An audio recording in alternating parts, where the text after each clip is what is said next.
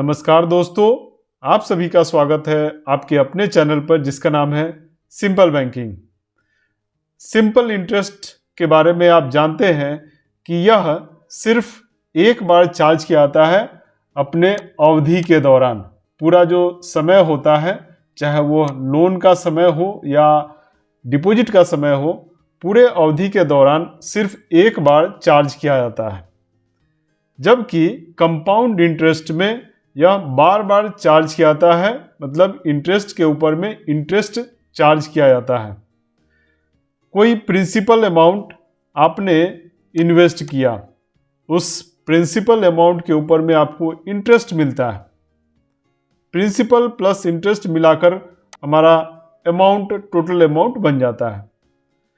अगर यह इंटरेस्ट पे कर दिया गया, चुका दिया गया, तब तो कोई बात नहीं। लेकिन अगर यह री इन्वेस्ट अगर हो गया तो फिर इस इंटरेस्ट के ऊपर में इंटरेस्ट चार्ज किया जाएगा। और इसी प्रक्रिया को हम लोग कंपाउंड इंटरेस्ट की प्रक्रिया बोलते हैं। मतलब कि इंटरेस्ट के ऊपर में इंटरेस्ट चार्ज किया जाना कंपाउंड इंटरेस्ट कहलाता है। कंपाउंड इंटरेस्ट को अल्बर्ट आइंस्टीन ने दुनिया का 8वां अजूबा भी कहा है। It's called 8th wonder. तो आज की इस वीडियो में हम लोग कंपाउंड इंटरेस्ट से जुड़े हुए कुछ मुद्दों पे चर्चा करेंगे।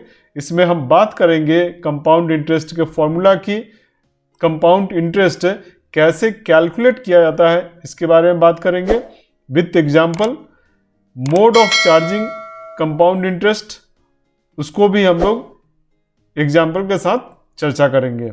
तो बिना देर किए हुए आइए हम चलते हैं कि कंपाउंड इंटरेस्ट कैसे कैलकुलेट किया जाता है, उसको हम देखते हैं। तो सबसे पहले हम बात करेंगे कि कंपाउंड इंटरेस्ट के फॉर्मूला की, और वह भी उस फॉर्मूले की जहाँ की पीरियड सर्टेन है कि एक निश्चित अवधि तक कंपाउंडिंग होगा, एक सर्टेन पीरियड तक कंपाउंडिंग होगा। उसके लिए हम लोग फार्मूला की बात करेंगे। तो आप यहाँ पर फॉर्मूला देख रहे होंगे, A is equal to P bracket 1 plus R divided by N bracket बंद, और उसका पावर है N इंटू T। अब हम इसको 1 बाई 1 देखते हैं कि आखिर इस जो वर्ड्स हैं उसके मीनिंग क्या है। तो सबसे पहले हम बात करते हैं A का मतलब हो गया है कि फ्यूचर वैल्यू, जो आप एक निश्चित अंतराल के बाद आप जो पाएंगे वो होता है A अमाउंट। उसके बाद आप देखिए P का मतलब हो गया प्रिंसिपल, जो अमाउंट इन्वेस्ट किया गया है, इन्वेस्टेड अमाउंट को हम बोलते हैं प्रिंसिपल। उसके बाद हम बात करते हैं R का मतलब हो गया इंटरेस्ट रेट, और वो भी किस में लेना है, डेसिमल में लेना है।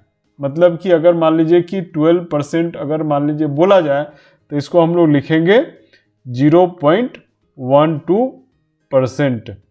तो इस तरह से हमको डेसिमल में इसको लेना है। T क्या हो गया, टाइम, कि कितने समय तक आपने उस अमाउंट को इन्वेस्ट कर रखा है, जितने समय तक इन्वेस्टेड रहेंगे वो टाइम पीरियड।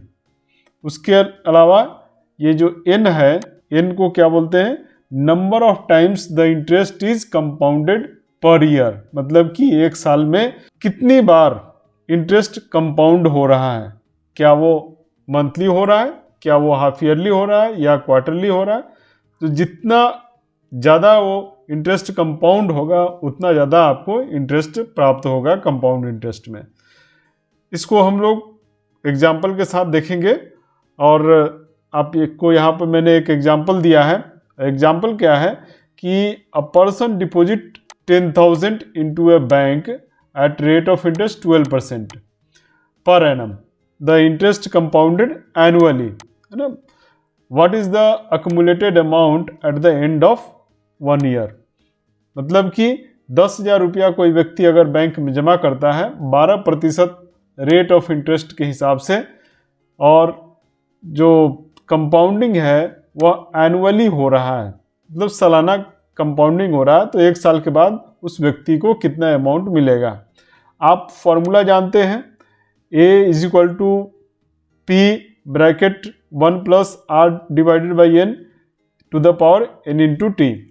तो इस फॉर्मूले में हम जो वैल्यू है उसको रख देंगे। ए हमें कैलकुलेट करना है क्योंकि अमाउंट यहाँ पूछा जा रहा है कि 1 साल के बाद कितना अमाउंट मिलेगा, तो वो हमें नहीं मालूम है, ये हमें कैलकुलेट करना है। प्रिंसिपल अमाउंट दिया हुआ है 10,000 है। 1 plus R rate of interest है 12%। इसको हमने डेसिमल में कन्वर्ट कर लिया, डेसिमल में बदल लिया। So 12 divided by 100 is equal to 0.12। So 0.12 हो गया। नीचे में आप देख रहे हैं एन का मतलब हो गया एनुअली। यहाँ पे आप क्वेश्चन में देखिए the interest compounded annually compound हो रहा है, इसलिए यहाँ पे हमने 1 रखा है। और N into T, time period कितना है, at the end of 1 year, एक साल के बाद, तो ये 1 ईयर हो गया। और एन का मतलब हो गया कि कितने एक साल में कितना फ्रीक्वेंसी से वो कंपाउंडिंग हो रहा है, तो यहाँ एनुअली कंपाउंडिंग हो रहा है इसलिए 1 रखा है। अगर आप इसको सॉल्व करेंगे तो ये आंसर आ जाएगा 11,200। तो टोटल अमाउंट आ गया 11,200। अब हम बात करते हैं कि सेम क्वेश्चन है लेकिन हमने यहाँ पे क्या किया है, इसको हाफ ईयरली कंपाउंडिंग कर दिया कि साल में 2 बार कंपाउंडिंग होगा। तो फॉर्मूला सेम रहेगा, चेंज क्या हो जाएगा, जो नीचे आप एन देख रहे थे 1, पिछले जैसा कि एनुअली हो रहा था तो 1 था, अब ये हाफ ईयरली हो गया कंपाउंडिंग, मतलब साल में 2 बार कंपाउंडिंग हो रहा है, तो इसलिए हमने यहाँ पे 2 रख दिया है और फिर यहाँ भी 2 ऊपर में आ जाएगा फॉर्मूला में। और जब कैलकुलेट करेंगे इसको तो आपका ये 11,236 आंसर आ जाएगा। आप कैलकुलेट करके देख लीजिए, चूँकि मैं आपको समझा रहा हूँ तो मैंने यहाँ पर पूरा वैल्यू दे रखा है, आप कैलकुलेट करके देखना चाहे तो देख सकते हैं। फिर अगर हम बात करें क्वार्टरली कंपाउंडिंग की, 1 साल में 4 बार कंपाउंडिंग हो रहा है, तो फॉर्मूला में हम सेम वैल्यू पुट करेंगे और चूंकि कंपाउंडिंग क्वार्टरली हो रहा है सो एन की जगह पर हमने रखा है 4 और यहाँ एन की जगह पर 4 हो गया। और इस तरह से अगर सॉल्व करते हैं हम प्रॉब्लम को तो ये टोटल अमाउंट आ जाएगा 11,255। उसके बाद हम बात करते हैं कि मंथली कंपाउंडिंग हो गया, मतलब कि साल में 12 बार कंपाउंडिंग होगा। अगर मंथली कंपाउंडिंग हो गया है after putting all this value, so N की जगह पे हमने 12 रख दिया, 12 हो गया यहाँ पर एन की जगह पे, और टोटल अमाउंट हो गया 11,268। तो इस तरह से हम कैलकुलेट कर सकते हैं कि कंपाउंड इंटरेस्ट क्या होगा, फ्रीक्वेंसी क्या है उसकी, वो भी आपको ध्यान रखना होगा जब भी आप कैलकुलेट करते हैं। अभी तक जो हम लोग कैलकुलेट कर रहे थे वो हम कैलकुलेट कर रहे थे टोटल अमाउंट, लेकिन अगर हमें कंपाउंड इंटरेस्ट निकालना है, हमें जानना है कंपाउंड इंटरेस्ट कितना है, तो कंपाउंड इंटरेस्ट का मतलब ये हो गया कि आपको टोटल अमाउंट में से प्रिंसिपल अमाउंट को माइनस करना होगा। सिंपल इंटरेस्ट में आप देखिए टोटल सिंपल इंटरेस्ट ही कैलकुलेट होता है, सिर्फ इंटरेस्ट आप वहाँ पर कैलकुलेट करते थे, इंटरेस्ट कैलकुलेट करते हैं। लेकिन कंपाउंड इंटरेस्ट में पहले अमाउंट कैलकुलेट होता है, उसके बाद कंपाउंड इंटरेस्ट अगर आपको निकालना है तो अमाउंट में से प्रिंसिपल को माइनस करना पड़ेगा, तब जाकर के आपका कंपाउंड इंटरेस्ट निकल के आता है। यहाँ पर हमने एक कंपैरिजन दिया है कि फ्रीक्वेंसी का कंपाउंड इंटरेस्ट पे क्या असर पड़ेगा। तो आप देखिए ये सीरियल नंबर हो गया, कंपाउंडिंग फ्रीक्वेंसी हो गया, एनुअली, हाफ ईयरली, क्वार्टरली और मंथली। प्रिंसिपल अमाउंट सेम है, 10,000 हमने इन्वेस्ट किया है, हर जगह सेम अमाउंट है। 1 साल का टाइम पीरियड लिया हमने 1 ईयर, सो सेम रहेगा। अब अमाउंट आप देखिए, अगर एनुअली कंपाउंड हो रहा है तो 11,200 अमाउंट आ गया और इंटरेस्ट आ गया आपका 1,200। हाफ ईयरली है तो यह अमाउंट थोड़ा बढ़ गया और यहाँ इंटरेस्ट भी थोड़ा इंक्रीज हो गया। उसी तरह से क्वार्टरली और मंथली में ये इंक्रीज हो जाता है। और सबसे ज़्यादा जो अमाउंट है या जो इंटरेस्ट है वो मंथली जब कंपाउंडिंग होगा तब उस समय आपको देखने के लिए मिलता है 1268। मतलब कि जितना ज़्यादा फ्रीक्वेंसी से कंपाउंडिंग होता है उतना ज़्यादा फ्रीक्वेंसी से रेट ऑफ इंटरेस्ट का फ़ायदा आपको मिलता है, रेट इंटरेस्ट का फ़ायदा आपको मिलता है। अब तक हम लोग जो देख रहे थे वो एक सर्टेन पीरियड तक के कंपाउंडिंग के लिए था। अब हम बात करते हैं कि अगर कंपाउंडिंग कंटिन्यूअस बेसिस पर होता रहे तो क्या होगा, उसका फॉर्मूला क्या होगा। तो यह फॉर्मूला है A is equal to P E to the power R T, और A हो गया आपका अमाउंट, P हो गया प्रिंसिपल, E जो है वो एक कांस्टेंट नंबर है दैट इज 2.718281, और R और T आप जानते हैं रेट ऑफ इंटरेस्ट और टाइम पीरियड। तो इस तरह से हम कंटिन्यूअस बेसिस पर अगर कंपाउंडिंग हो रहा है, कोई चेन रिएक्शन, जनरली यह चेन रिएक्शन में होता है, न्यूक्लियर फ्यूजन रिएक्शन में होता है, वहाँ की कंटिन्यूअस कंपाउंडिंग होता रहेगा, उसका फॉर्मूला इस तरह से लगा करके हम कैलकुलेट करते हैं। अब हम बात करते हैं कि मोड ऑफ इंटरेस्ट चार्जिंग क्या होता है। तो दो तरीके से इंटरेस्ट चार्ज किया जा सकता है अकाउंट में, एक होता है फिक्स्ड, दूसरा होता है floating.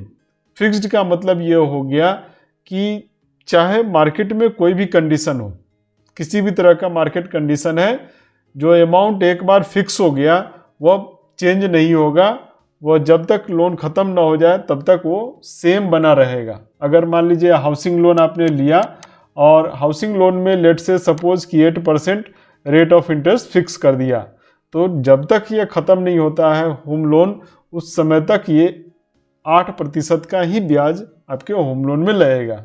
Fixed interest rate generally floating rate से ज़्यादा चार्ज किए जाते हैं, क्योंकि यह फिक्स हो जाता है तो इसलिए थोड़ा ज़्यादा प्रीमियम इसमें लिया जाता है। दूसरा है floating rate of interest. Floating rate of interest market condition के ऊपर में बेस्ड होता है। जिस तरह से मार्केट वेरी करेगा, जिस तरह से मार्केट बिहेव करेगा, उसी तरह से यह रेट ऑफ इंटरेस्ट भी बिहेव करेगा। अगर मार्केट ऊपर जाएगा तो रेट ऑफ इंटरेस्ट भी ऊपर जाएगा, मार्केट नीचे आएगा तो रेट ऑफ इंटरेस्ट भी नीचे आ जाता है। पूरी तरह से मार्केट कंडीशन के ऊपर में डिपेंड करता है, और यह जनरली लिंक होता है बेस रेट से या फिर MCLR रेट से या रेपो लिंक्ड लेंडिंग रेट, जो रेपो से लिंक हो सकता है। यहाँ पर जो EMI होती है वो फिक्स EMI चार्ज की जाती है। तो फ्लोटिंग जो है मार्केट से लिंक है, मार्केट के उतार चढ़ाव के अनुसार से यह घटता बढ़ता रहता है, जबकि fixed rate of interest fix होता है और इसका मार्केट से कोई लेना देना नहीं होता है। दूसरा जो तरीका है charging of rate of interest, that is कि फ्रंट एंड इंटरेस्ट, दूसरा है बैक एंड इंटरेस्ट।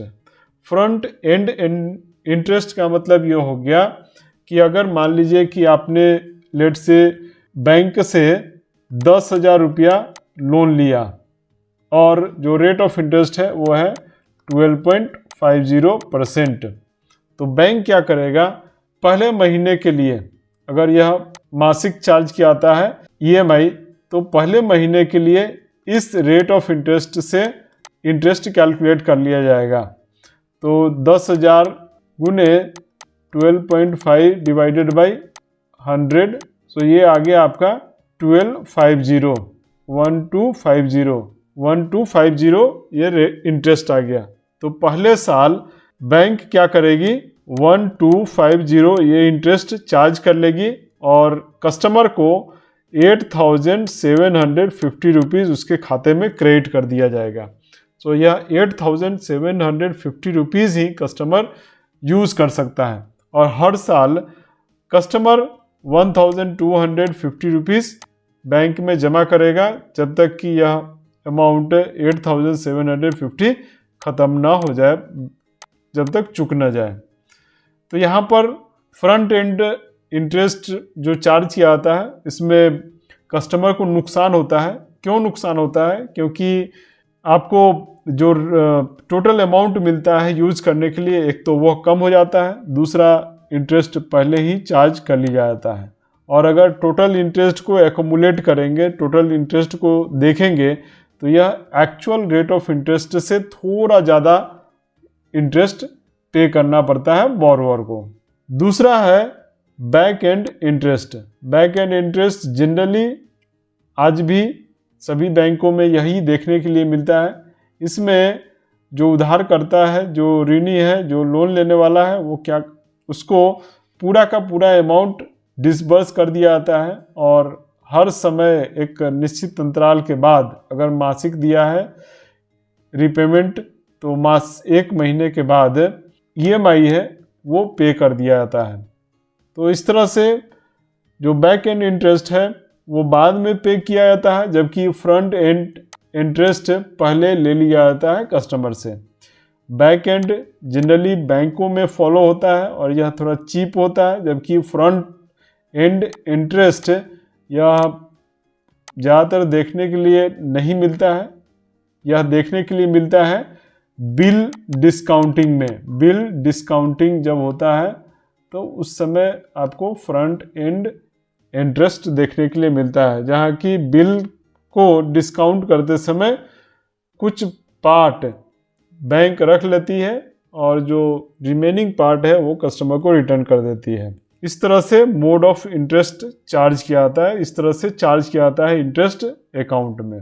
अब हम इस वीडियो के अंत में आ गए हैं और मैं एक बार फिर से पुनः दोहरा देता हूं कि हम लोगों ने इस वीडियो में क्या क्या चर्चा किया। तो हमने देखा इस वीडियो में कंपाउंड इंटरेस्ट के बारे में, जो कि है दुनिया का 8वां अजूबा। कंपाउंड इंटरेस्ट कैलकुलेट करने के लिए टोटल अमाउंट में से प्रिंसिपल अमाउंट को माइनस कर देंगे तो हमारा ये कंपाउंड इंटरेस्ट आ जाएगा। इंटरेस्ट चार्ज करने का तरीका है अकाउंट में, वो तरीका है फ्लोटिंग और फिक्स्ड। फ्लोटिंग का मतलब हो गया कि वो मार्केट कंडीशन के अनुसार से फ्लक्चुएट करता रहेगा, जबकि फिक्स्ड एक फिक्स हो जाता है और वो उसका मार्केट कंडीशन से कोई लेना देना नहीं है। फ्रंट एंड और back end rate of interest भी mode of charging rate of interest है। फ्रंट एंड में पहले इंटरेस्ट ले लिया जाता है, जबकि बैक एंड में इंटरेस्ट बाद में कस्टमर पे करता है, बाद में उससे लिया जाता है। तो मैं समझता हूं कि आपको कंपाउंड इंटरेस्ट बिल्कुल ही समझ में आ गया होगा। यह वीडियो कैसा लगा इसके बारे में अपनी राय जरूर बताएं। इस वीडियो को लाइक करें, सब्सक्राइब करें और अपने दोस्तों के साथ भी शेयर करें। मिलते हैं अगले वीडियो में, तब तक के लिए धूम मचाते रहिए। धन्यवाद।